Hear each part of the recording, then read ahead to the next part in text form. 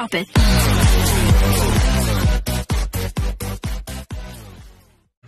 Good day mga ka-sports natin dyan. Sa laban nga sa second set ay inilaban talaga ng Team Japan, kung saan nga mga ka-sports natin dyan nakalamang nga sila ng 3 puntos, pero dahil nga sa kagalingan ng ating si Rondina ay nakadikit nga tayo sa laban, kung saan nga mga ka-sports natin dyan nagtay tayo mga ka-sports, pero nauna ngang nagkaroon ng set point ang Team Japan dahil nga sa error ni Regine Arocha dahil nga sa kanyang pag-serve. Pero mga ka-sports natin dyan, net fault po dapat mga ka-sports, pero mukhang dismayado talaga dito ang mga fans nga ng Chocomucho Flying Titans, kung saan nga mukhang nadaya talaga tayo dito sa second set dahil nga ibinigay nga ang score dito sa Team Japan. Kitang-kita naman kasi mga ka-sports natin dyan na bago nga nag-set itong si Boss Dina Wong ay humampas nga ang Team Japan at kita naman natin na talagang sumabit sila sa net. Pero mga ka-sports natin dyan, dismayado nga talaga dito ang ating si Rondina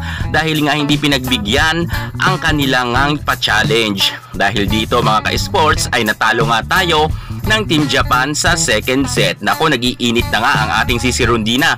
Ayaw na ayaw ng ganito ng Team Philippines, lalo higit ng ating si Rondina na medyo nga nadaya nga tayo dito ng referee. Ano sa tingin nyo mga ka-sports natin dyan? Mukhang pinagbigyan talaga ng referee ang nasabi nating Team Japan.